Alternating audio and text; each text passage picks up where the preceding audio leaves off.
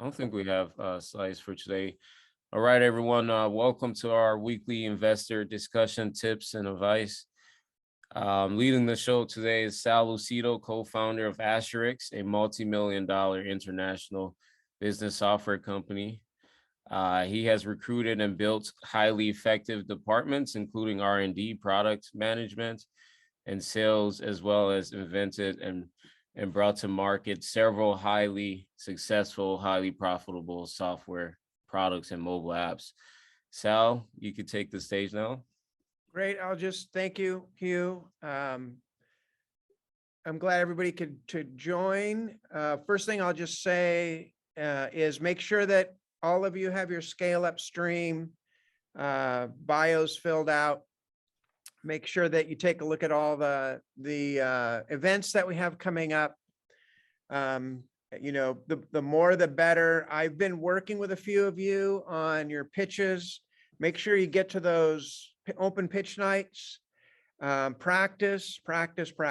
So just want to put a little word in for that I think, you know, none of us is an expert at our business yet. None of us. And including the businesses that I'm running, that I'm building, that I'm starting. So I want to encourage you all to always be trying to get better at pitching and listening. And remember you know, if you feel like you haven't raised any money, I was talking to one of the startups I'm working with. If you feel like you haven't raised any money, you know, flip the script on yourself. It may not be the investor. It may be that your message isn't right yet, that you're not hitting the mark just yet, and you're maybe off to the side a little bit. So you have to experiment. You have to try different things and see if maybe a different angle of attack will spur the right questions and possibly lead you to an investor. You know, when you hear an investor saying, well, we don't want to be the lead investor. You know, if you go get a lead investor, then we'll invest in you. I translate that into, you haven't sold me yet. And so keep working it, keep playing with it, and know you're in good company. You know, Hugh just mentioned all these things about me that, you know, multi-million-dollar business and successful stuff. I still do the things you guys do. I still try to raise money. I still try to build companies. I still try to get customers to come in to the businesses that I'm starting up. So we're all in the same boat, and you're just it's just a constant experiment. So use ScaleupStream to get you, like you are here today, to get you community, get you practice. I'll share my screen and jump into the final part of our discussion. You see that okay, Hugh? Yeah, I see Kevin nodding. Okay, good.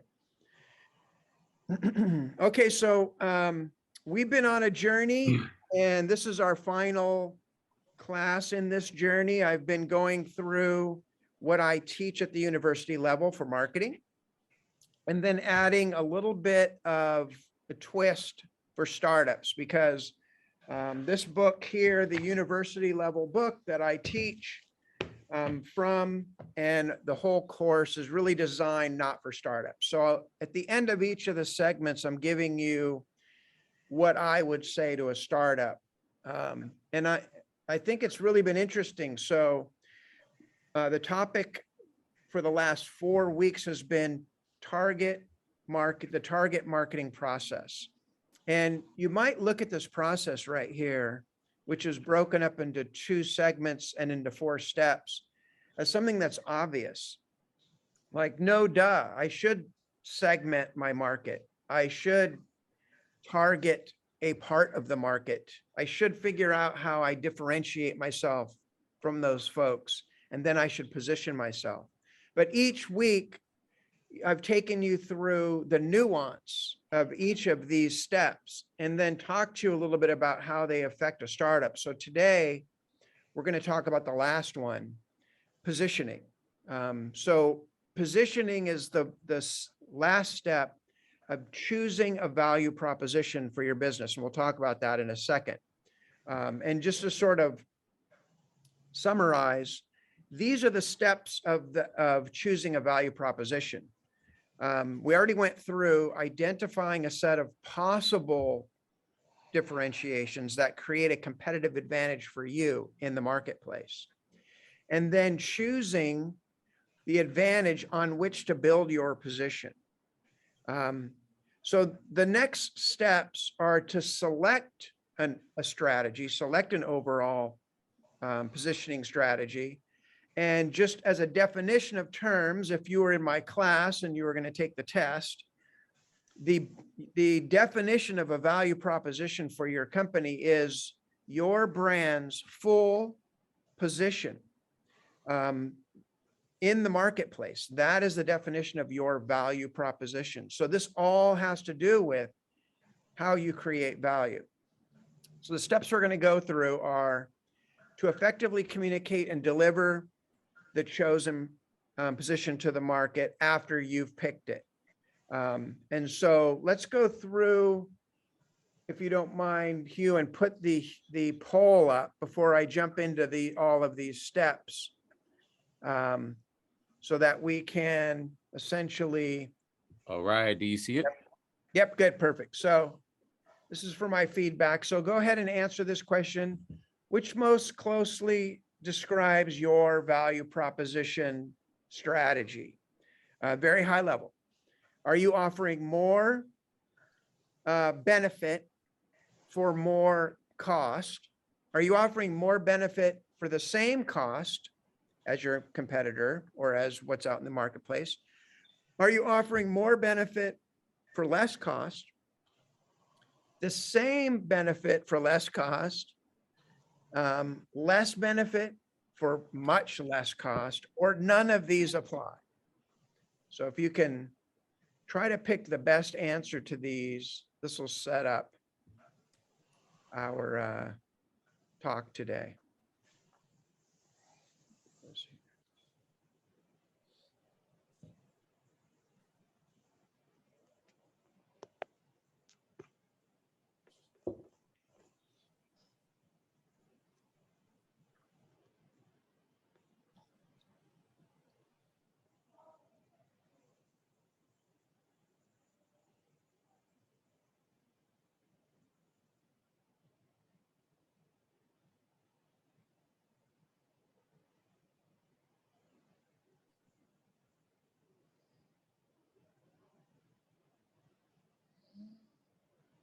All right, how are we looking?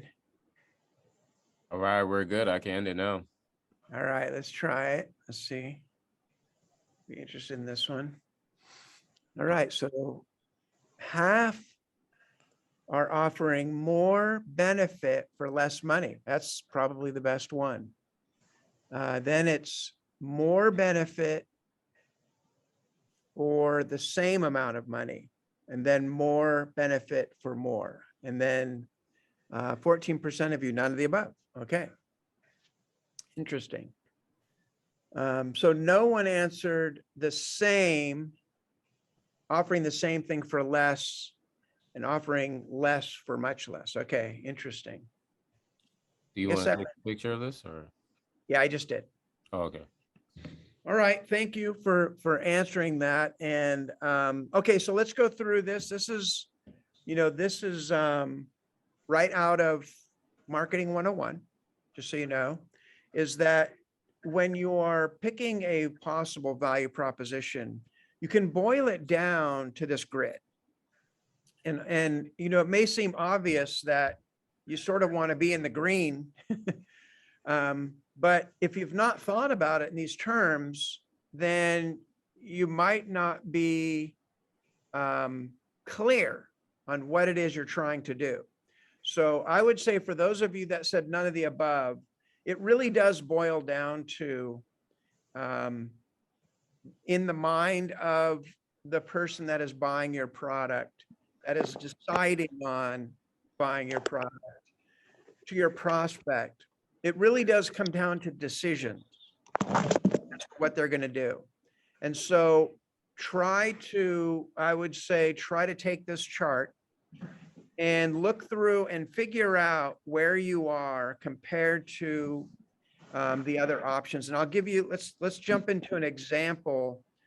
Obviously the benefits are over here. So, are you offering more benefit or less? You would think if I'm offering less benefit, then that's no good, but if it costs less, then that's okay, right? So we have startups that talk about this all the time, but let's take a look at an example. This is the highly competitive rental car market. And this was an analysis that I ran across. I've done a little bit of what is it called? I've done a little bit of case study on rental cars. Rental cars is an easy market to sort of analyze with respect to marketing for three reasons. One is we've all used, or most people have used a rental car service, so it's something that we all have in common. Number two, it's fairly simple. You're renting a car. You went somewhere, you rented a car. It's not complicated. And then number three, it's very difficult to differentiate. There's just so many, right? I mean, you go to the airport and you get out and you're looking at all these stands with all these names on them. You've seen all these, like, how are they surviving? And so I think this is a good place to look at for case study. And let me just say that, Avis and Hertz, in a case study that I did a while back, Avis did a very interesting thing. They knew they were second place. They were second place to Hertz. And believe it or not, they actually put that in their advertising. They said, we are number two, and then explained why they were a better choice.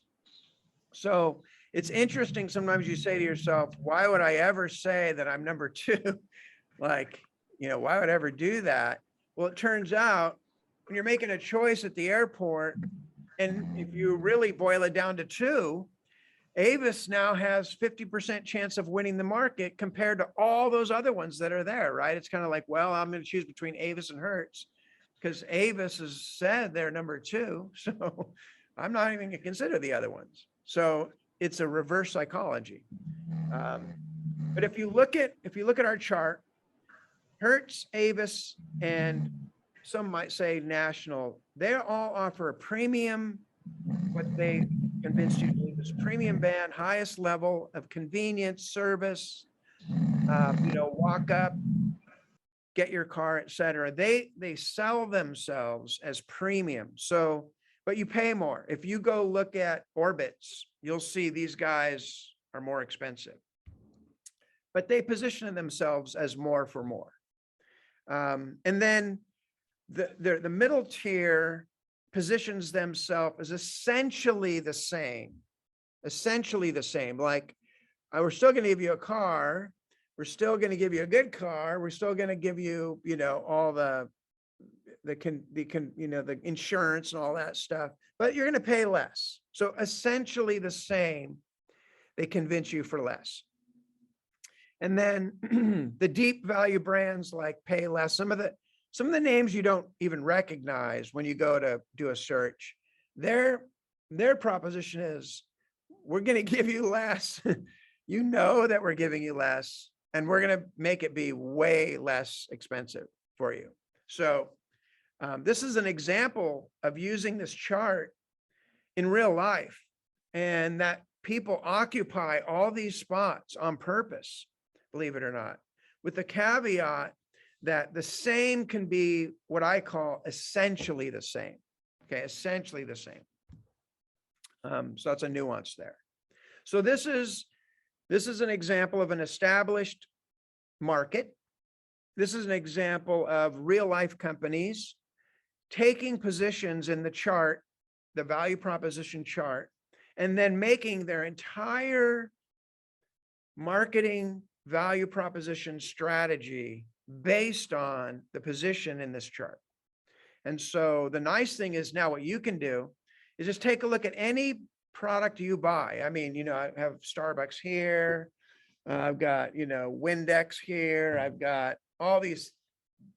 You can think about what you buy and the decisions you make and analyze why you made that purchase decision in light of this chart. And it's very interesting to do that because one thing you might notice is, and Hugh, I'm wearing this hat and you have Titleist, and is sometimes you make the decision to get more benefit for more money. And the benefit is kind of, I want to say, the prestige or the quality of the brand in the light of other people's eyes, interestingly enough. So if you're really radically honest with yourself, sometimes you'll buy a brand because everybody else knows that's a great brand, and you care about quality, right?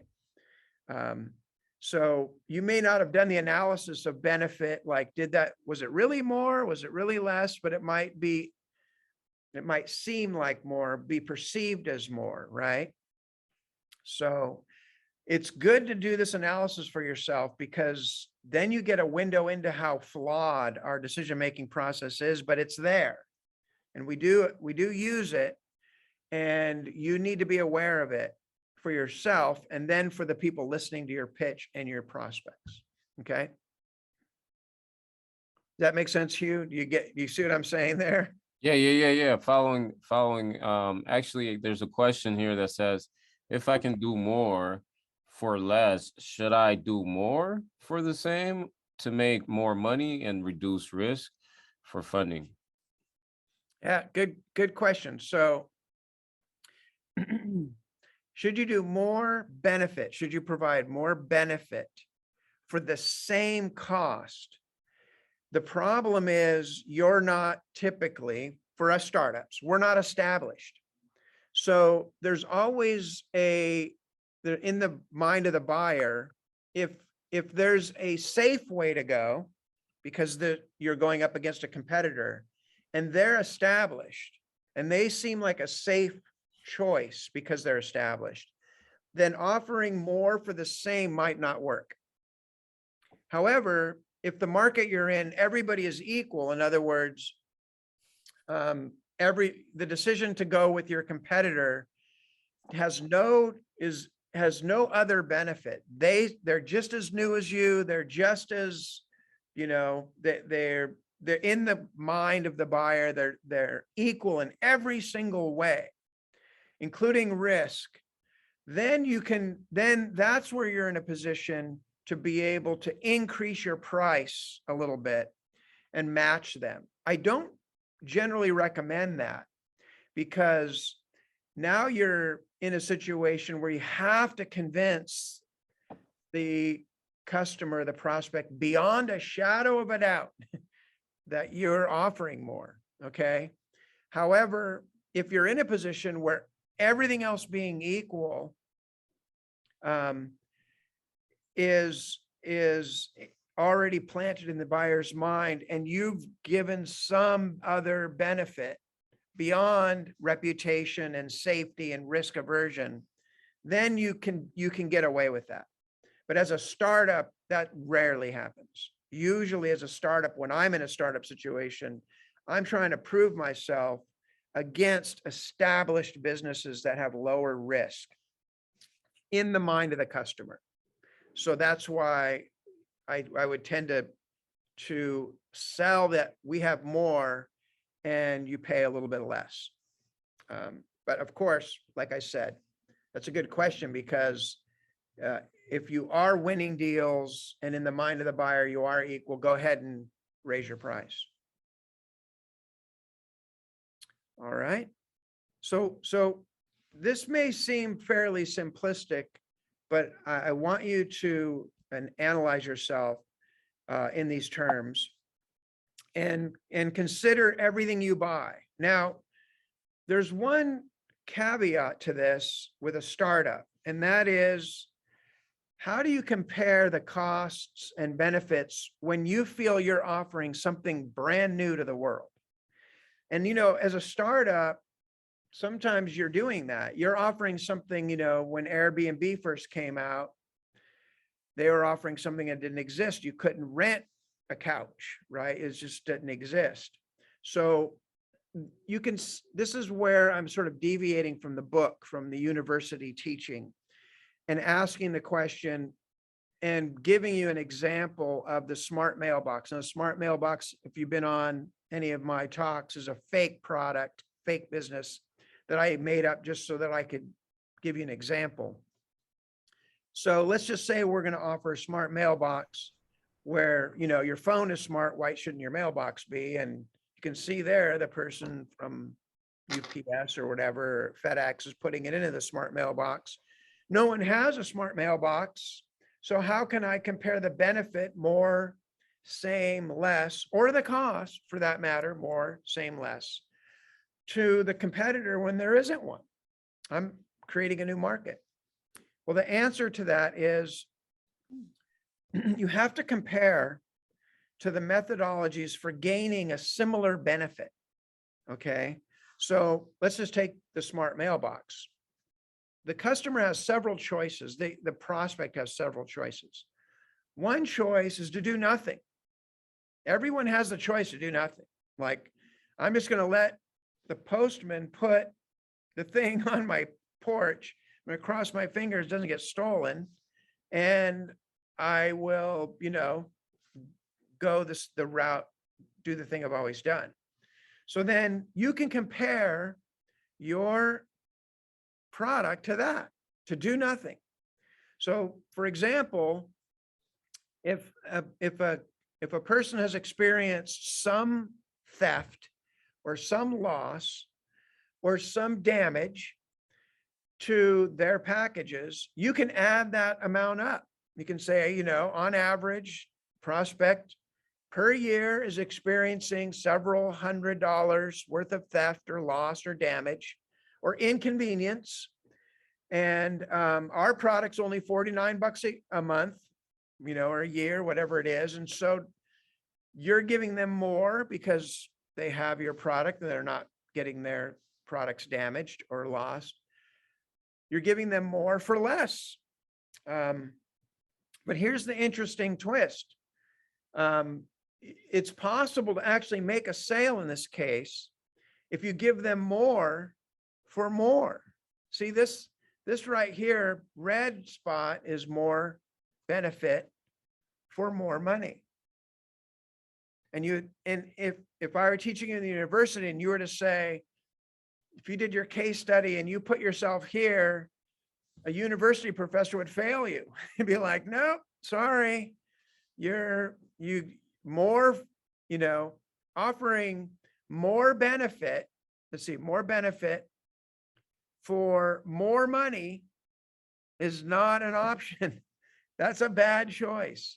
But as a startup, it could be a good choice. For example, if your customer's losing on average, let's call it $20 a month, and your product is $49 a month, in the mind of the customer, they might say, I'm up for that. Like, that this is only costing me $20 a month, and you know, I'm willing to install this thing and have a little peace of mind, knowing I'm paying a little bit more than what I was losing. So more for more could work for us as a startup.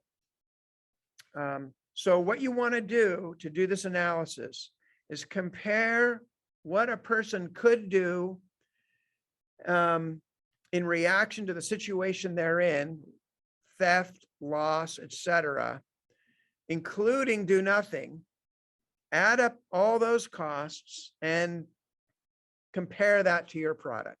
And don't worry about being in some of these forbidden zones.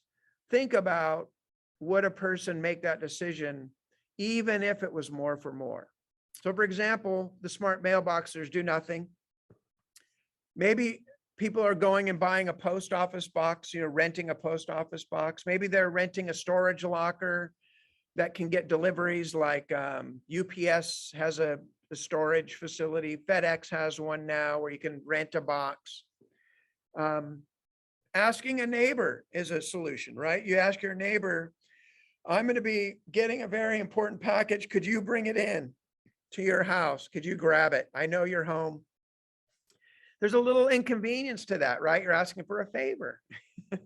So you got to weigh those things and then look at this chart here and figure out how the person is making their decision, and then use that to position your sales pitch, your go-to-market strategy. Okay.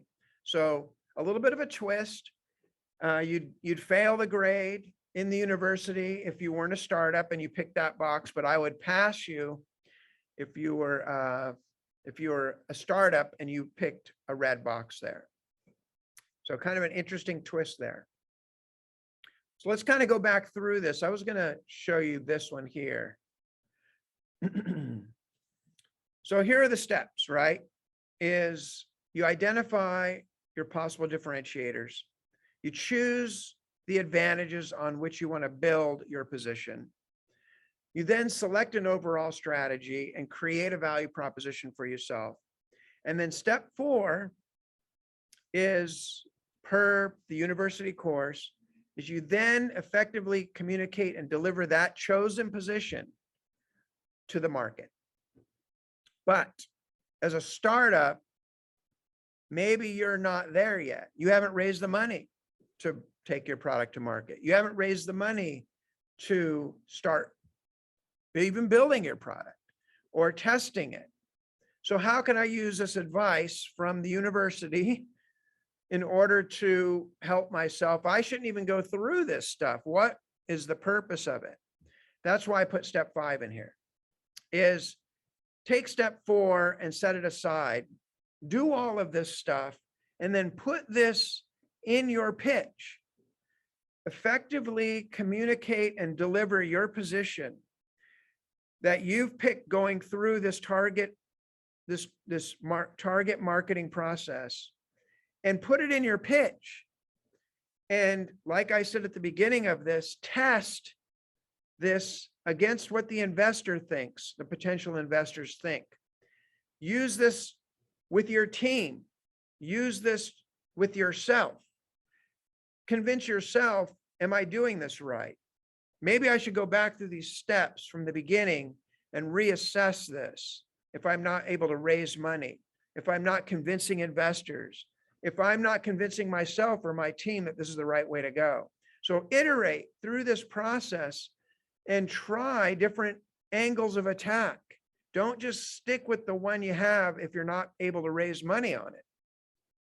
Okay, so use this process to reevaluate your angle of attack and see if different ones work. Okay, I do this all the time, and so I'm encouraging you guys to do this. I'm gonna leave you with this, because we're now done with what would be really, believe it or not, a semester. Going through these 4 steps and then applying them is quite a bit of time in a college course. So you've been through it. You know, if I could graduate you with a test, I would, but you're going to have to test yourself.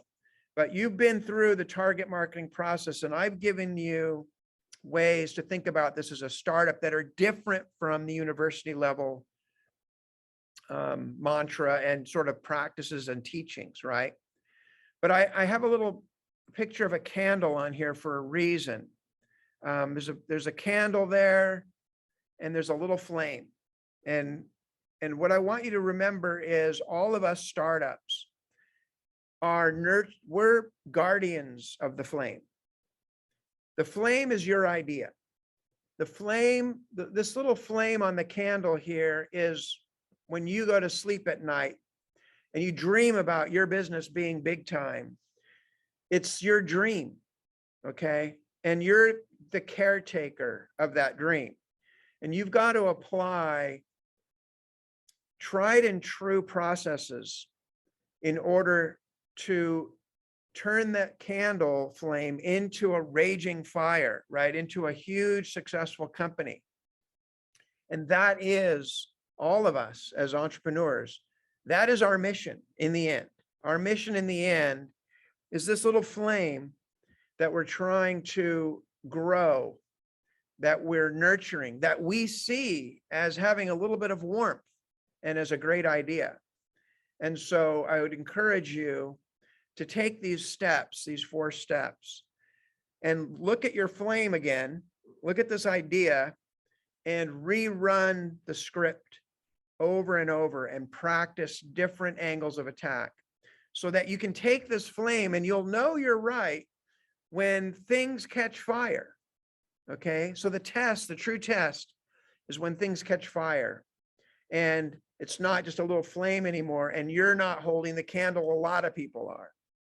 So if it still seems like, and I'm in this position, believe it or not, with a couple of companies that I'm helping start, seems like you're still holding this candle, rework the pitch, rework the ideas, go through these steps to see if you can get this to catch fire. That is the mission of a startup. And that's really the reason that I wanted to go through those 4 steps with you, of marketing, target marketing at that level. So that's the end of that series, Hugh. I'll come up with another series, but that's the end of that series. Yeah, you have a good week to come up with a new one. I've got a couple of ideas, but if anyone else on, today listening, or if you come up with something, I'd love to hear them. Yeah. Hey, Sal, I've got a recommendation. This is Ray Espinal. I'm the CEO of Spotter Fitness. I'm not sure if you remember me or not from last year, but maybe you should come up with a webinar to help us better cope or deal with Bill Eichen. No, I'm just kidding, of course. Whoa. That's a good one. That's a good one.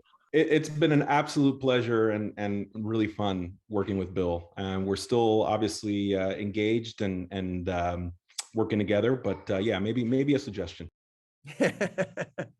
It's funny that you should say that because I actually try to prepare people for investors.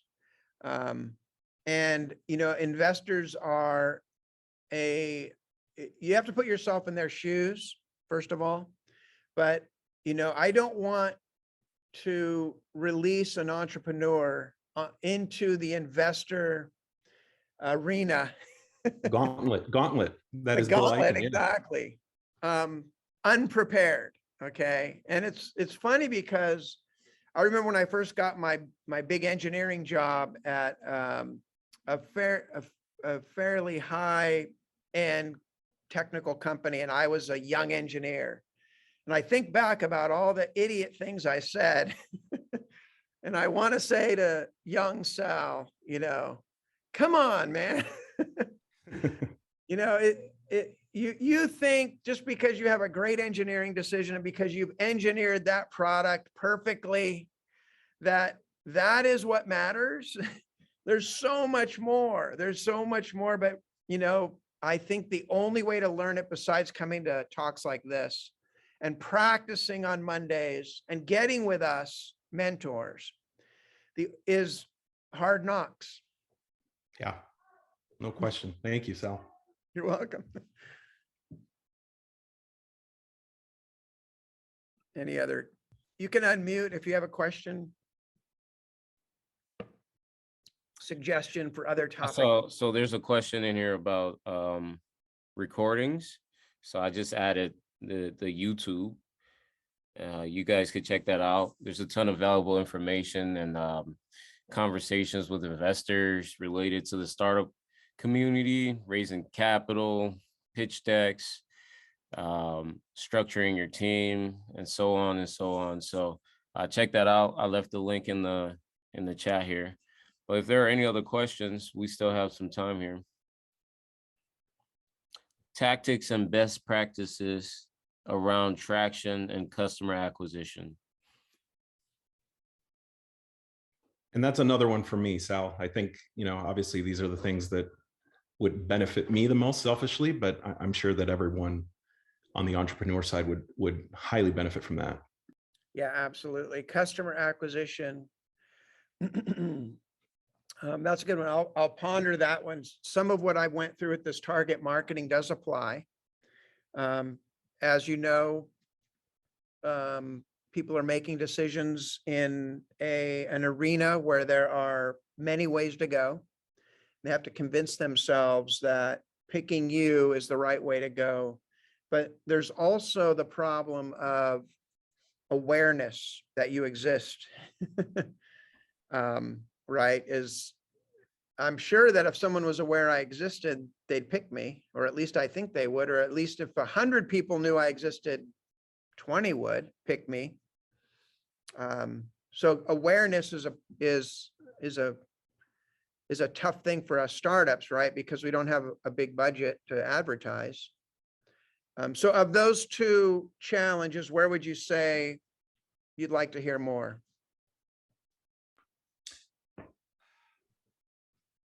Great question. I think, for us right now, and using my example with Spotter Fitness, I think, obviously we know who to go after, right? It's gyms and trainers, right? Because we want to make it as flexible as possible.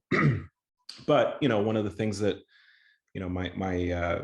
my strategy officer always says is, what's first, chicken or the egg, right? Which comes first? And so really understanding and figuring out how to go about and gaining traction, gaining influence, gaining visibility first and foremost, and then really converting that into actual users and followers. Because I think traction is just more than just active users on your app or downloads, right? It's more, it's interaction, it's feedback, it's all of that. So how can we, or at least how can I as an entrepreneur and a CEO, better map that out? Because I feel like Spotter isn't going to be my only product that I launch, right? There's going to be more, I think. And so, how do I map that process from beginning to end? What certain milestones will I need to see? And how do I know what are the telltale signs that I'm on the right track? Can I ask you a quick question, Ray? Absolutely. Hey, Hill. Do you currently have a community?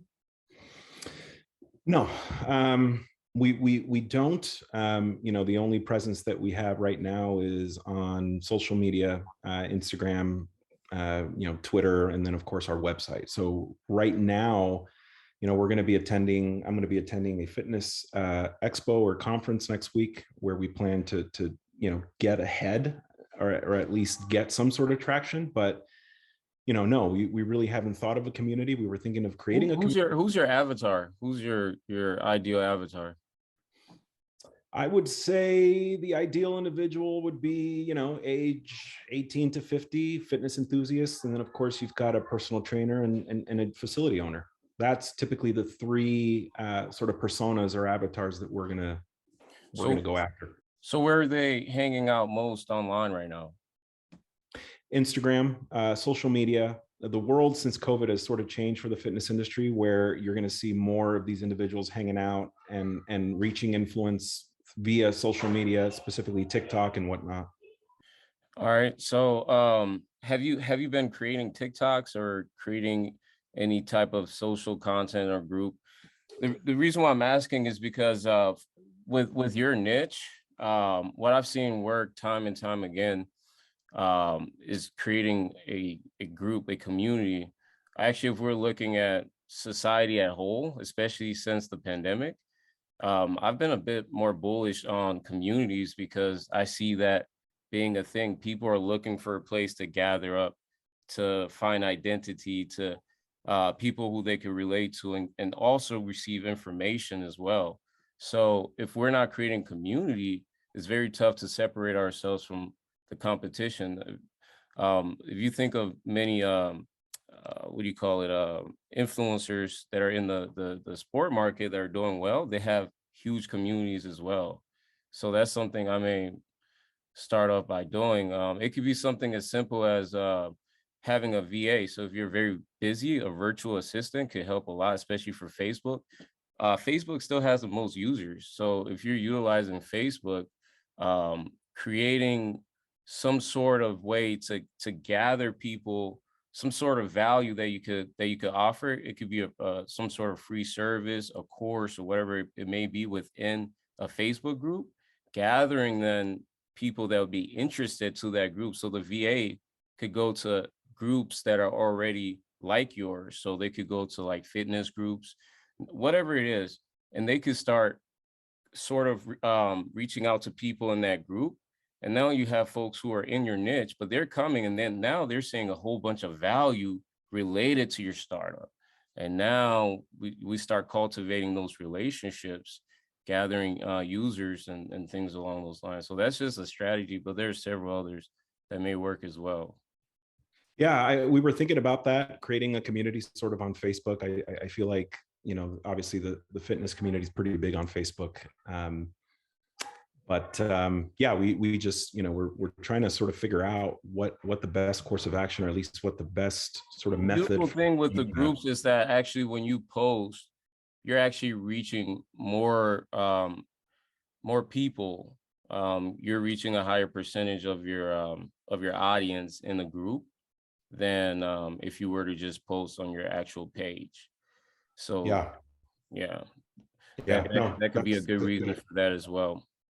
Yeah, no, that's a great suggestion. I've definitely written that down. I think really creating that community, especially now since we're a couple weeks away from launch. Yeah, that's great advice. Thank you. Yep, and I'll offer this to everybody. Thanks, Hugh. That's good too. Good advice. I have a free session. If you guys sign up, if you guys want to sign up for on ScaleupStream, I have one free session, a 10-minute session, and I have a $49 session. I have another session that's more. So if you guys are interested in one-on-ones, I'm happy to do it. The money goes back into ScaleupStream, just so you know, it's not for me. So I believe in the platform, obviously, along with Hugh and the others, as a place for you guys to gather. So go ahead and sign up. And Ray, if you want, I can take a look at what you're doing. Yeah. And I'll offer that to everybody else too, you know. How do we sign up for that? You just go up to ScaleupStream and find my name. You should be able to see my offerings. Perfect. Thank you, Sal. Yep. And everybody else, you know, if you want a one-on-one, let me know. I offer one for free, a quick 10-minute, just to learn about you. I'm always happy to do that. I see there's a couple more questions, Hugh. Yes, I manage a Facebook group for my previous company and an attached volunteered group. The page had 5,000 followers, and we have 400 plus volunteers for chat rescue. It was the best thing we could have done to grow. Yeah, absolutely, Reed. You know, I've also utilized similar strategies, but right now Facebook is stellar. I mean, you could leverage a lot, and by actually leveraging VAs helps so much versus hiring someone here in the States or trying to even utilize the automated messaging systems. They're cool, but they're not too personal, I don't think. So by actually having a person that could be trained, and because of the economic differences, you're paying your VAs a lot cheaper than someone in the US. So if you can afford that, I know not all startups can afford that, but if you can afford a VA, they can do client acquisitions for you all day, or at least even 4 hours a day is very helpful. All they're doing is literally doing outbound, just reaching out to people. You may have scripts, your avatar, everything that you're looking for. And they're just going to different groups, engaging with people, sharing value. Folks are coming and you're adding these people as well. And then they're joining the group. And then now, once they're in this group, that's your ecosystem. And based on how you cultivate that, that could turn into profitable and meaningful relationships as well. So it's a strategy that I've tried multiple times, and it's really good. There's also a question. Do you think social media for B2B is a good strategy? From William. Do you have any thoughts on that, Hugh? Oh, that's for me. Yeah, social media. B2B. Well, it's social media is such a vague is a term, you know. We have a lot of different platforms. Now, are you reaching clients that are hanging out on LinkedIn? Then sure. Or is it TikTok appropriate? So it's just where your avatar is. And every social media platform has different characteristics and tendencies. So just understanding how people engage with each other there is helpful as well. But I'm not sure. It depends on the product and what you're looking to accomplish. What do you think, Sal? Yeah, I always think business to business companies, it gets a little easier the further upstream you go. So if, for example, you're supplying product to, car manufacturers, then it's better to just go straight after the decision makers of the 10 major car manufacturers. If you're going after, so sort of depending on how far upstream you are, sometimes just sort of direct marketing to the decision maker can be easier, and LinkedIn can be used for that. You can try to find them. So I like to go upstream so that my spend is less, and in B2B, you tend to be able to do that. So if you go to LinkedIn and you type in, a certain company and a decision maker. In fact, we just did this with blocks of product that I'm using. We needed to get to a company. We needed to get somebody that makes decisions about plastic molding for electricians. And I just went into LinkedIn and found a couple of people that knew people. They're one away. And so I got an introduction. So that's, if that's your scenario, then sometimes it's better to just go try to find that person, the decision maker. And remember, those decision makers are on some kind of social media platform. So if you can hit them, like Hugh is saying, on LinkedIn, then that could be worth it. But you got to know the specific situation. Where's that? Is there another? Yeah, I don't think there are any other questions here. We're close to the time anyway, so if there aren't any more questions, also utilize podcasts, y'all. I don't know how many podcasts you've been on. I may be a little bit biased when it comes to podcasts because I do a little bit of that, but podcast is a great way to just reach other audience and be able to get the word out for what you're doing. So and a lot of podcasters will let you on for free. So, I mean, right now, if you're not utilizing that, definitely start tapping into that a little bit more.